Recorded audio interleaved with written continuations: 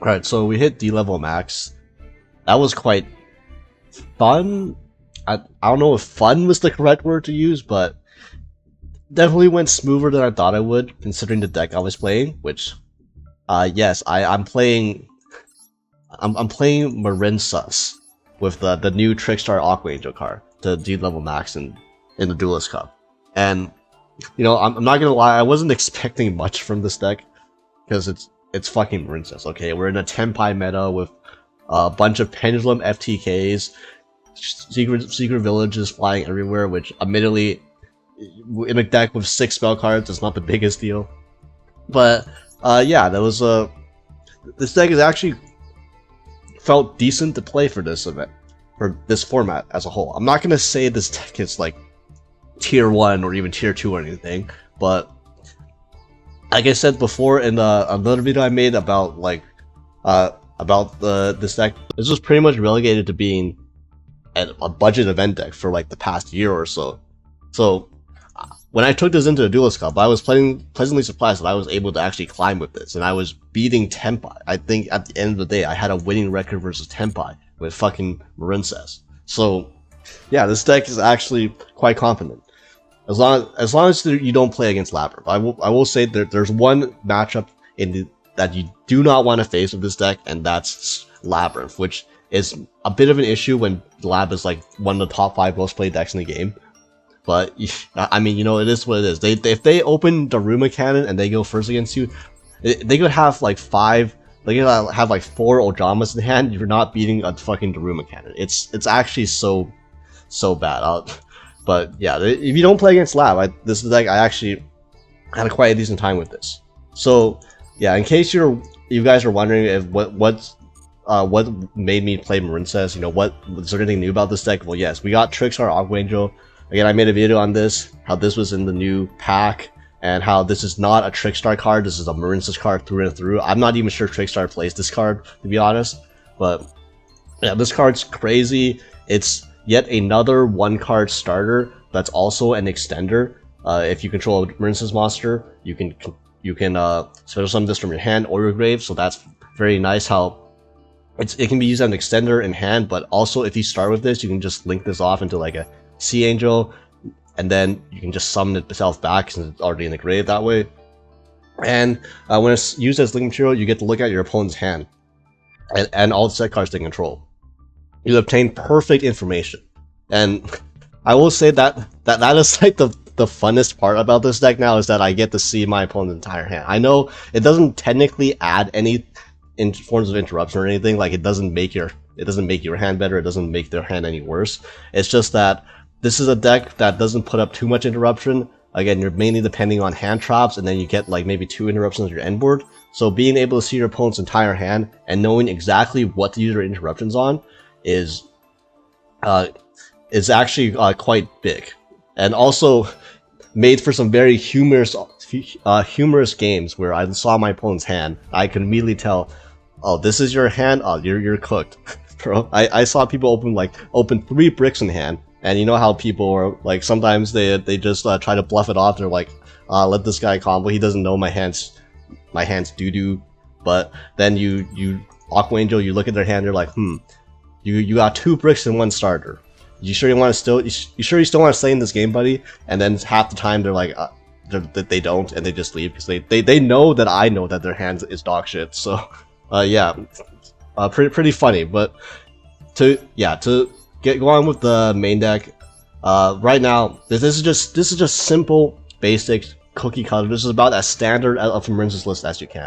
Maybe I'll go over some spice you can run, but generally I think you got to go as standard as possible for Marincess, because what's winning you the games are not the Marincess cards. So yeah, 3 Seahorse, 3 Blue Tang, 3 NBT, 3 Pascalis, 3 Springle, 3 Aqua Angel. That's it. And 1 Manor. For some reason the Manor's up here because it's a level 1 monster, because Duelist Master Duel likes to sort cards like that. But yeah, 16 main deck Marincess monsters. That's it. Honestly, this is probably not. You could probably even cut down one. You could probably maybe cut one of the Pascalis, or you can cut the Mandarin if you want. You can run 15. I wouldn't go too much more than this, because you want to filled the deck out with hand traps, as you can see, in order to have a chance going second. But we'll get to those later. But yeah, that's the main engine. Every single one of these cards, even Mandarin, even though this is the worst one, every single one of these cards is a 1-card starter. In fact, Seahorse, Blue Spring Girl, Blue Tang, and Aqua Angel, these are all good 1-card starters. With each, if you open either of these 4, you should be able to end on a Link 4 plus a Wave Search. And Wave, in case you guys didn't know, this is an end perm you can play from the hand if you control a Link 3 or higher Marincess monster, which generally you'll be able to get Link 4 on the field, so you'll be able to use this from your hand. And then when it resolves, every single monster you control is unaffected for the rest of the turn. Notably, not just Marincess monsters. If you have other monsters on the field like a Zealantis, a SP Little Knight, or a Kragan, after wave resolves, these monsters will also be unaffected for the rest of the turn. So yeah, keep in mind. And people do not read Marincess cards, so they won't even know that any of your monsters are unaffected after resolving waves sometimes. But yeah, the power of literacy. And even Pascalis and Mandarin, even though these are kind of bad because they're not extenders by them, or they don't provide extension by themselves. So if you just open these, you can still end on a Link 4 monster with just Mandarin or Pascalis. You just have to go through Splash Mage. That's why Splash Mage isn't here. But yeah, this also makes this deck really hard to hand trap. So if you open with one of these good normal summons, right, it's like your opponent hand traps you once. It's like, okay, cool, I guess I'll just make a Link 4 anyways. Removal is pretty rough, because your only extender that you can summon without controlling a Marincess monster is Spring Girl. Every one of these other ones, Seahorse, Mandarin, Aqua Angel, these are your extenders. All of them require you to control a Marincess monster. So if you're going second, for example, and you get your Marincess monster, your normal summon removed, it's hard to extend past that if you don't have a Spring Girl, which is, again, another reason why you have so much non-ended in this deck, to help you going second. Because going first, this deck is fine. This deck can play through hand traps, again, pretty easily. Pascalis is another way to beat removal on your normal summon, because if they want to remove your normal summon, Pascalis summons immediately puts 2 Marincess monsters on board, so they would have to remove both of your summons at that time to stop you from extending, which admittedly a lot of decks can still do, but I mean, it's better than losing to 1 trap hole, right? And another neat thing is that Trickstar Aqua Angel, because this is always treated as a Marincess monster, so you have additional effects on your Blue Tang and your Spring Girl when they get linked off. A lot of times these bonus effects don't really trigger that often. They're just bonuses that, for example, NBT, when it gets linked off, you get to activate the top 3 cards of your deck and add a Marincess monster to your hand. With Trickstar Aqua Angel being both an extender and a Marincess monster as all times, you can now reveal. You have 3 more good reveals off of Blue Tang. So it's at this point where you're actually more likely to hit off NBT's Excavate 3 than you aren't. So yeah, excavating any extender off of NBT is actually crazy. That makes NBT like a 1-card 3 link material, which gets you your full combo and then some. And also Spring Girl, when it's linked off, for a Marincess monster, you can send the top cards of your deck to the graveyard equal to the number of Marincess monsters you control.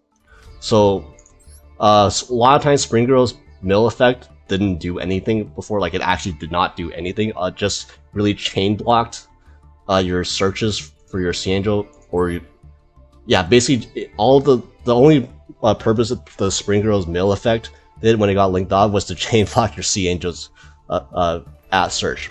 Other than that, it didn't really provide anything useful. But now that Trickstar Aqua Angel is a extender from the grave, now you can potentially hit one of these 3 cards, one of these 3 copies off of the mill effect off Spring Girl, and then just get a free extender for no reason. Like, yeah, that's very nice. This deck is actually super consistent now. 16 1-card starters, with the majority of them serving the same purpose. And yeah, I think I only bricked once, maybe twice the entire time. And I was going first. I usually could set up as long as I didn't get max seed and I didn't brick, I could basically make I ended on at least rank 4 or link 4 every single time. So yeah, and then the rest of the Marincess cards, I mean, there's not that many. It's just 2 dive, 1 battle ocean. These are just the searches off of your Sea Angel. Dive. This is really neat act now, because if you open one of dive or battle ocean, you Sea Angel, you would search the other one, and then dive can basically summon a Marincess monster from your deck. If you control battle ocean, it's an E-Telly, and you can actually E-Telly out the Aqua Angel now, which again, it's really nice because it's 2 extenders, but it also lets you see your opponent's hand after you're doing your combo. And while this deck doesn't have too much versatility in its end boards, you can somewhat tailor what your end board is still, depending on your opponent's hand. For example, I know kaijus don't exist, but if you saw your opponent has a kaiju in their hand, obviously you wouldn't commit everything into one unaffected link, or you could make 2 separate link monsters instead and play around a kaiju.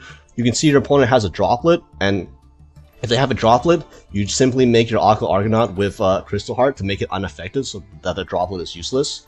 Or if your opponent, you saw your opponent is like playing Tenpai, right, and they open Sangan Summoning, you could make a Kragan. And then if you didn't know, Kragan makes all your opponent's monsters water. And Sangan Summoning, we see the text, only protects your fire dragon monsters. So there's times where you can go Kragan, and then your Tenpai opponent goes Sangan Summoning, summon monster, summon your Pydra, and then you're like, okay, add Chundra, okay, pop your Pydra. They're like, why game bugged? Why can't you pop my monster? Well, it's because, sir, you do not control a fire dragon. You actually control a water dragon, so it's not protected by Sangan Summoning. And also, I believe Kragan turns off Chundra's ability to special itself, because if you control a fire dragon monster, which again, if you have stealth Kragan on the field, your opponent will not control a fire dragon, so Chundra cannot special itself from the hand. So multiple times your Tenpai's opponent is going to not read your cards, and they're going to be like, why game bug? Why can't I play anything? Well, you're getting floodgated out the game, so enjoy that. So yeah, that's what I honestly, I try to make stealth. If I see my opponent's hand and I see they're playing Tenpai but they don't have a droplet in hand, I'm just gonna make the Kragan and make their life miserable for it. You get some very funny games, some very funny pauses from your opponents that way. And yeah, then the rest is just non-engine. You see this deck has 16 monsters and then like 4 engine requirements, so it's like 20 Marincess cards, and then it's 21 non-engine. 21 non-engine. The Maxi minigame cards called by Crossout you have to run, and then you have Valor, Ash, Bell, Maxi, Ogre, Imperm, I think 18 Handtraps. You can debate on whether you need to run Valor, Ghost Bell, or Ogre, or if there's other cards you want to run. Again, you can swap out the Handtraps. You can maybe run Nibiru. I think Nibiru is pretty decent. It's just terrible against Tenpai and terrible against Lab, and Lab is their hardest matchup. That's why I'm playing Ghost Bell. Okay, so Ghost Bell, it still doesn't put the Lab matchup in your favor at all, but I would rather have 6 copies of Ash Blossom for the welcome than just 3 copies, you know. And Bell's, aside from that, it has utility. It's decent against Tenpai. The fact that you're running so many hand traps means that you'll often have Bell paired with another hand trap, and then Bell can protect your other hand trap from Call by the Grave, which is actually something pretty relevant. And yeah, I haven't been disappointed with Bell. Ogre has just been, you know, generally you draw this versus Tenpai, it's kind of an auto win, because I know they can play around it if they draw an all engine hand of Sang and something, but you have so many hand traps to where you can hand trap them down to the point where they rely on the Sang and something, and then, you know, the Ogre gets them. Or it's, again, when you see your opponent's hand and you can tell whether their hand they need to resolve the Sang and something or not. And it's very funny when you have an Ogre hand and you see that, oh, they need to resolve their Sang and something. Surely this will resolve. Clueless. And yeah, Valor is probably the most iffy one, to be honest, but I like having Valor. It hits all the random. It's not great against Tenpai, obviously, but it hits all the random decks that aren't Tenpai. So yeah, it's all right. Again, you can suit your hand traps to your need. I wouldn't run board breakers, to be honest. Even Droplet is okay because you can Droplet send your equipped Marincess monsters, but It's not as good going second. You're not playing Tenpai here, okay? You'd actually need to stop your opponent from establishing any kind of board. And the droplet does not get free value until you set up your Battle Ocean, which you're not going to be able to set it up if they have a board. So I would just go with Handtraps with this deck. Maybe if you're scared of back row, you could run something like a Duster, or not Evenly. I don't think Evenly is worth running, but Duster or Heavy Storm possibly. But I wouldn't run other board pickers besides those two. And the extra deck, so most of this stuff you need 2 Blue Slug, 2 Sea Angel. Blue Slug adds your extenders from your grave to your hand. Also, very important to know that Blue Slug and Coral Anemone waterlock you. So if you resolve either of these effects, you cannot make an SP. Just keep that in mind. But also, if you resolve either of these effects, when you go to Zealantis permanently banishes your opponent's monsters that aren't water. So, and water decks aren't very popular right now, so generally it's a full field banish if you get to waterlock yourself before making Zealantis, which you always do. And that's 2 Sea Angels, search these two. 2 Coral Anemone, Crystal Heart to make your turn 1 Aqua your turn 1 Aqua Argonaut unaffected. I generally, if I don't know what my opponent's playing and I don't see their hand, I will generally try to go for Aqua Argonaut made with a Crystal Heart and a Battle Ocean on the field. That way you have an unaffected spell and trap negate. So this kind of covers Tenpai because they won't be able to droplet you or anything. They won't be able to do anything to your Aqua Argonaut. They have to open like a Duster or Lightning Storm to bait out your Aqua Argonaut. Otherwise, your Aqua Argonaut covers their Sang and Kaiman. So yeah, and obviously you have other hand traps in hand when you make this, but just this alone is unaffected. Aqua Argonaut alone is a bitch for Tenpai to play through by itself already. And then Splash Mage, you need this for your weaker hands and hands where you get hand trapped a lot. Because would generally, if you don't have enough bodies, you would make Splash Mage first, then you would make Coral Anemone to revive back to Splash Mage. That way you still have a Link 2 and a Link 2, so you can still go into a Link 4 that way. It's relatively important. And then Coral Marble Rock is like the other Link. So Coral Triangle, you generally go into turn 1, you do this to search wave, and it provides amazing follow-up. It soul charges if your opponent controls monsters. You can basically summon back an enemy plus another Link 1, so that's 3 Link ratings, and then for an enemy you can summon back something else. So yeah, this card's good, but when you're going for like a Zealantis OTK, sometimes you want to go for Marbled Rock, because how you go for Zealantis OTK is generally you summon Bubble Reef, you Bubble Reef effect, discard a water monster, and summon back one of your banished person monsters, which your monsters generally get banished either off of Spring Girl or Mandarin, just the Mandarin's banishing itself, and then you get an extra body, then you go into Zealantis. And in order to get the extra water monster in hand, you generally go through Marbled Rock first to add back a water monster to your hand before going into Bubble Reef. That way you have a water to use for Bubble Reef's effects. But yeah, Bubble Reef is also something you make when you don't have access to Battle Ocean turn 1. You just couldn't get to it, or you didn't have enough bodies, so you had to search Dive off of the Sea Angel instead of Battle Ocean. This is still a Heat Soul, 2600 goes to 32 on your opponent's turn. When it banishes a monster, then you draw a card. And if this card ever lives past your opponent's turn, the game's kind of over for them, because then you're drawing an extra card every single turn, and it's hard to deal with that advantage. Yeah, enough yapping.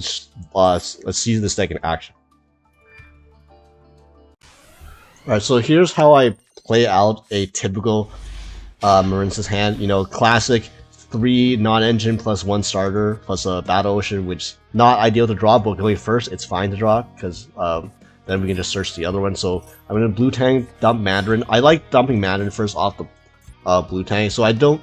This is something that I've been starting to do since Aqua Angel was introduced, mainly because I want to try to get lucky off of the Blue Tang. So normally, with Blue Tang, before you would dump something like a Seahorse or a Spring Girl, make a Blue Slug, and then Blue Slug, where is it? Blue Slug would add back the card you dumped off, the extender you dumped off Blue Tang, and then add it back, and then you have another extender that way. Here, I'm trying to get lucky off the MBT Excavate. I'm trying to excavate one of those 3 extenders. And I dump Mandarin because Mandarin, as long as I get the search off of the Blue Tang, the MBT, I can make the Mandarin live in my combo. So this will still be treated as an extra extender just later on, not immediately. But yeah, and then if I mill any of the top 3 good extenders, which is Spring Girl, Seahorse or now Aqua Angel, you get an extra extender for free, and you have 9 potentially good hits off the NBT that way. So that's really nice. And here, as again, I made Sea Angel. I make Blue Tank Sea Chain Link 1, Sea Angel Chain Link 2. Normally, if you don't have Battle Ocean in hand, you would go Sea Angel Chain Link 1 to Chain Blocker from Ash.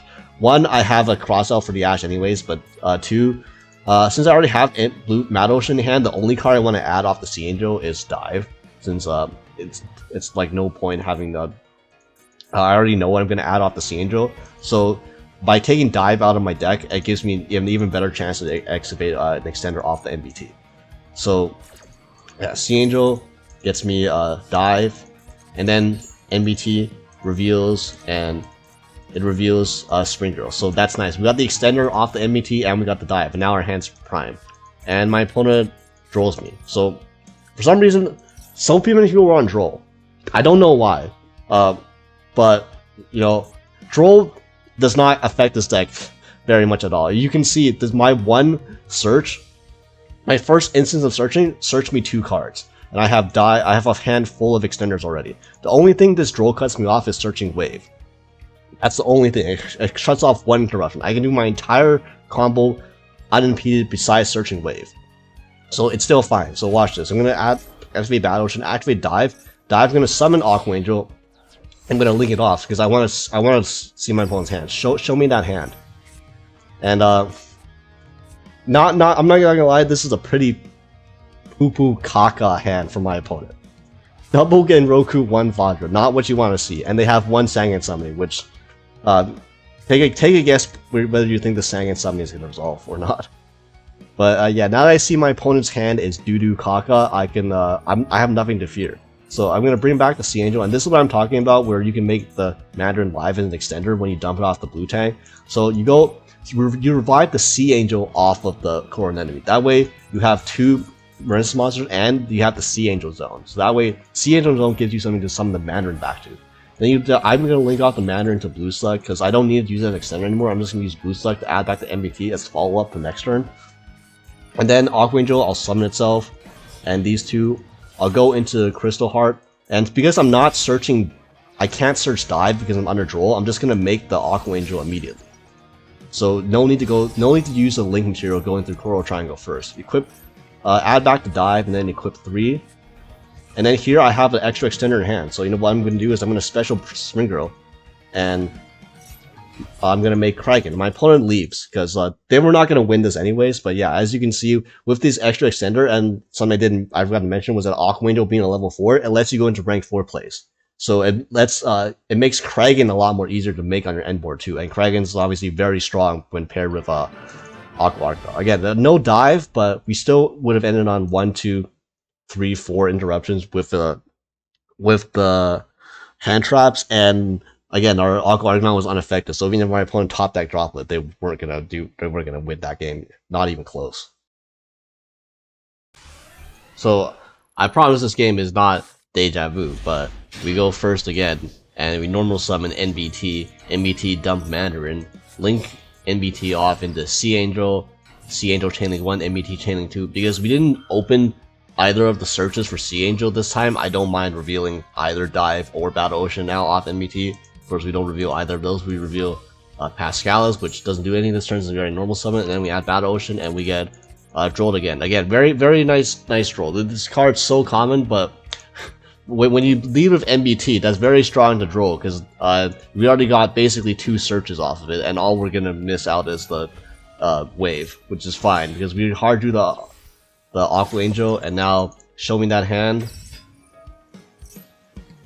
Sangan, red reboot. Wow, this Sangan summoning is for sure going to resolve, right? That definitely clueless. So, anyways, our hand isn't as gas, but we have a Sea Angel, so you either derive Sea Angel, and then Pandarin gets the Sea Angel zone, so you can special summon that back, so you control 2 Marincess monsters. Link this off into Blue Slug. That way, Blue Slug can add the MBT back as follow-up for the next turn. And then Battle Ocean, link these 2 off into Crystal Heart, and then Crystal Heart into Aqua Argonaut, Battle Ocean, equip 3, add back the Aqua Angel, even though this literally does nothing anymore because we already used this effect. It's a once per duel effect. So it doesn't matter whether this is in hand or not. It doesn't really do anything. But yeah, now we're gonna equip those 3 and set, and through a draw, a nice hand loop. We still have Aqua Argonauts in the gate, while being a towers, by the way. And I mean, half our disruptions are hand traps anyway, so we don't really care that much anyways, even if we can't make a board. But yeah, Sangan summoning, activated Regeki, trying to bait out my Aqua Argonaut. Because surely I will negate the Regeki that's hitting my unaffected Aqua Argonaut, right? And then Sangan something. I could have just negated it with Aqua Argonaut, but like I just revealed that I have Ogre anyway, so that I never needed to. That way, if they top deck a Sangan summoning, or if they top deck a Sangan Kaiman, that still wouldn't even have saved them. So yeah. Yeah, so that's the beauty of Aqua Angel. Oftentimes when you get to see your opponent's hand, you already know who's going to win the game, and hopefully most of the time it's going to be you. So here is a game where we're going second, and as always, open 3 non-engine, 2 engine class conversions hand, and our opponent dumps Vision Resonator from Nightmare Apprentice, which at first I looked at this and I thought, God damn, that's insane. Okay, so I kind of want to Valor the Nightmare Apprentice, and I really wanted to. I debated whether I wanted to Ash the Vision Resonator or not, or Ash the Crimson Gaia they were going to search, because this is actually super annoying. Because how this works is they're going to add Crimson Gaia add another Vision Resonator, then normal summon the Vision Resonator, synchro with the Nightmare Apprentice, which was like crazy to me. I'm like, damn, that's some innovation right there. I might steal that if I ever get the UR to craft both these enemies. But yeah, here comes the Crimson Gaia, and the Nightmare Apprentice gets negated, and then they're gonna Crimson Gaia try to add, and here I asked this instead of the Vision Resonator so I don't get punished by the hard drawn Crimson Gaia, I suppose. I did not want them summoning another Vision Resonator and synchroing with this into probably like a Baron or something. And thankfully that stopped them, but now I know that they probably have a couple hand traps in hand. At least we have a call by the grave, so I'm going to normal summon Seahorse first. The way, well, okay, there's the Maxi, so thankfully we have to call by for the Maxi, none of that minigame stuff. But yeah, when I open Sea Angel plus Aqua Angel play into a board, I generally leave with the Sea Angel, because these are both extenders you can summon from their hand. Like, either way, whichever one you normal summon, you can just summon the other one anyways, but by going Seahorse, I get to keep the Aqua Angel in my hand, like as in Secret Extender. I don't have to commit this as early. Just because if I go Aqua Angel, you have to go into what's it called? Sea Angel first in order to search the dive to continue going.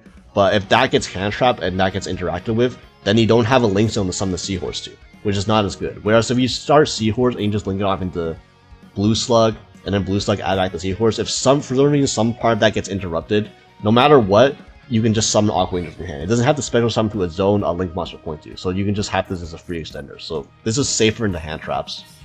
And yeah, we go Blue Slug add back Seahorse, and then I'll special the Aqua Angel now, because I do want to see what my opponent's hand and what they have set.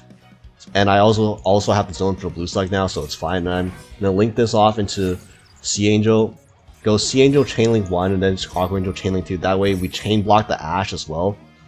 And then, yeah, we see my opponent's cards, and they have a draw, and I'm like, and they have a dead Chimera Fusion, thank God. So their set doesn't do anything, and their draw and lockbird. So this is a very fun interaction, because I know they have draw now, and the thing is, I know they're going to drop draw immediately, because I'm going to add Battle Ocean, and then they're going to just drop the draw anyway. So that information didn't really help that much, but yeah, we can still activate Battle Ocean, and I'm going to go into Coral Anemone, and here, this is a bit embarrassing, but I don't have an easy way to clear to Nightmare Apprentice, because fucking illusion monsters, I can't run them over by battle.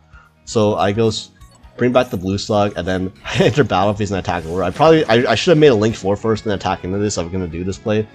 But yeah, my only way to clear this is by making a Zealantis and then Zealantis banishing the field, which is like, cool, I could do that, but if I do that, I end up with no interruption on the field. I only have a Bell in hand as an interruption, which is not really that great. All this Bell checks the Crimson Gaia. If they top deck anything, this isn't going to do anything. So I end up just going into Crystal Heart and then linking these two into Aqua Argonaut, because again, I can't search the dive because I'm under draw, and make an unaffected Aqua Argonaut instead. I leave the Nightmare Princess on the field, and then I add follow-up, and then I equip 3, and then pass back to my opponent. Because now at least I have 2 interruptions, and I know the Chimera Fusion doesn't do anything unless they top deck Illusion or Beast Monster, so...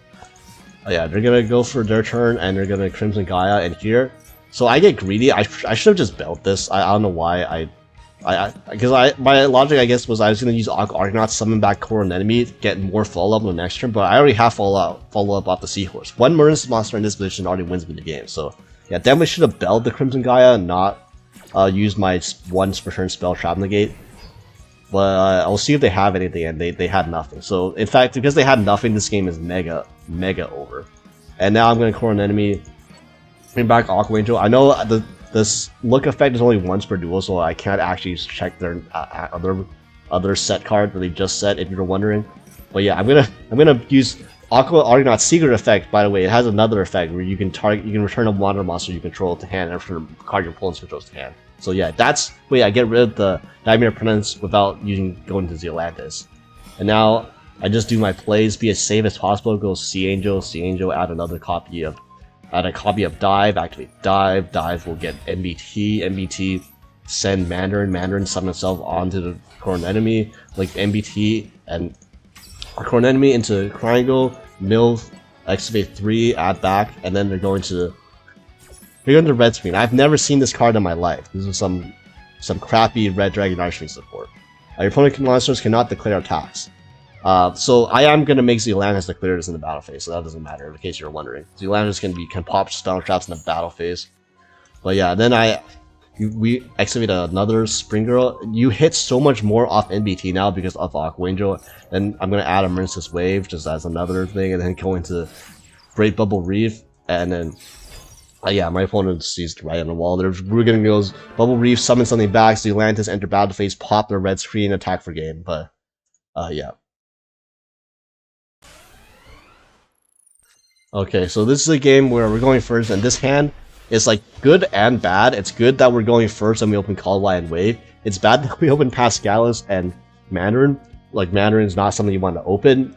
It does the least by itself, and Pascalis is good when you draw another Marincess monster. It's not good when you draw Mandarin, because the only play you have now is the summon Marincess special of Mandarin out of your hand. And these Marincess monsters don't have any bonus effects that the Mandarin. But yeah, we're gonna Sea Angel now. Sea Angel, add Battle Ocean, since at least we have enough bodies to make a link for under the Battle Ocean, and I don't have to go through Coral Triangle because again I hard opened the Marincess Wave. So they barely in all of these replays I'm showing you, we barely searched Marincess Wave because we've just either opened it or gotten rolled, which is very funny. But yeah, summon back the Mandarin to the Sea Angel zone, and then link off into Crystal Heart, and then go immediately into Aqua Argonaut, because again we don't no need to search the Marincess Wave since we already hard opened it. So yeah, now we equip 3 Battle Ocean, add back the Pascalis, and then yeah, set the Called by the Grave. And then my opponent goes Thunder, Dragon Dark, and the Base of Magma. This is another advantage of playing Marincess,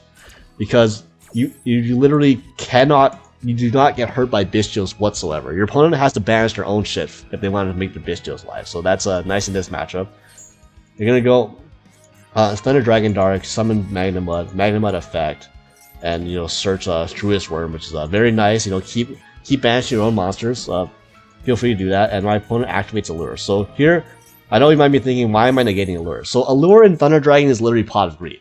Okay, like I hope you know that, right? It's better than Pot of Desire. It's like negating this is literally negating Pot of Greed, because they're gonna draw 2, and then they're gonna banish a Thunder monster, which they're totally not going to gain advantage off, by the way. It's just a +1 to draw 2 for free. So yeah, I've learned my lesson. Allure power card, you definitely don't want to resolving versus you against Thunder Dragon. And they have Chaos Space, which, I mean, it sucks. But, I mean, if they have Allure and Chaos Space, I can't negate both of them anyways. Not without an Ash in my hand. And yeah, now they're going to do Bellion, and again, I provided no monster for him to banish. They do have the Druid's Worm to dodge the Call Bite off the Bellion, but I mean, what else was I gonna do, right? Like, what else was I gonna use this Call Bite on, right? At least it makes it so they don't have another Bellion, so they just search at Baldrakes. That's 3 Bestials, and Chaos Space are gonna put back the Bellion, draw a card, and then literally draw into a Lubellion to summon over the Druidist Worm anyway, so that's kind of blows. Then they're gonna use Druidist Worm, send the Lord enemy because this opponent actually reads. They know this card is unaffected right now, so yeah. Then they're gonna use this Steel Lubellion's effect, which I'm gonna Mailer. Now I should have on the effect of Druidist Worm, I should have chained Wave and then negate the Lubellion. That way my Coral Enemy would have lived, and then I still would have negated the Lubellion anyway. So that was probably better to use Wave at that instance. Just keep in mind, you can use Wave as protection too, which is something I keep forgetting. But you can use this offensively to protect your own monsters from your opponent's effects too, not just defensively. But in that case, I would have used it for both, so that was probably better than Veiling this. It's alright, because they still can't get over the Aqua Argonaut at all. They're going to go Nightmare Phoenix. And Nightmare Phoenix pop the Battle Ocean, and I'm going to wave Nightmare Phoenix, so the Battle Ocean still lives. And it's, you can see in this case, it would have been much better if I still had the core enemy on the field. Then they're going to do Thunder Dragon Hawk, revive Hawk Tuah, back the Dragon Dark, go into Colossus, which still does not get over my Aqua Argonaut, and then go in, search Thunder Dragon Fusion, and Thunder Dragon Fusion, make Thunder Dragon Titan, which still cannot get over my Aqua Argonaut, very funny, and they don't have another Thunder in hand. They have a Baldrake, and they're going to special summon the Baldrake. Again, if they had an access code, if they played access code, they could have gone over my Aqua Argonaut, but they clearly don't. So here, my opponent just sets up the field, and boy, what happens when my opponent has a field full of non-water monsters?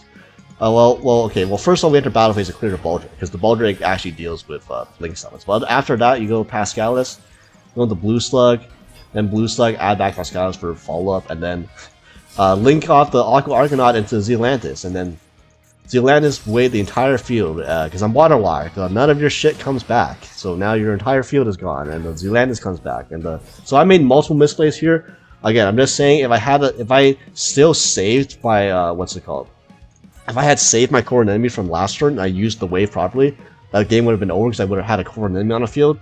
But still, here I go core enemy, and I still have a chance, right? I go Battle Ocean and I equip. So I equip Crystal Heart. That was a mistake. This was the worst thing. This was the worst misplay I've ever done with this deck. This should not be equipped to here. I should have core enemy revived Crystal Heart with core enemy, and then made a Bubble Reef. Then I would have a Link 4. I would have a Link 4 that's unaffected, Heat Soul draw every turn. That's huge as shit. Like, they're not going to be able to run over it. Instead, the best I can do is summon back a Sea Angel, and unfortunately, the best I can do is make an affected Marbled Rock, and add back the wave. Which I would have added back the wave anyways, so it's fine. Then I add back the Aqua Argonaut to the extra deck. So we still win because I still have wave plus Bell plus this monster that adds me an advantage every turn. But I mean, it would have looked a lot better if this was a Bubble Reef instead of a Marble Rock that was unaffected. I'm just saying. Yeah, my opponent only has one play, and that's they had their Thunder Dragon Fusion engraved. They're gonna summon banish it, add Hawk Tuah, main phase 1 Hawk Tuah, try to summon something back, and we belled that Hawk. No Tuah for you today. And yeah, it's over. So no harm, no foul. Should have played better. If I was playing against a real deck like Tenpai, I might have lost that one for my misplays. But yeah, that's Yu-Gi-Oh. So here's another instance where Aqua Angel just simply reveals your opponent is cooked. So normal Pascalis, special Aqua Angel, our opponent's on 60 cards. Wondering what could be in their hand right now. So 2-1, and show me that hand.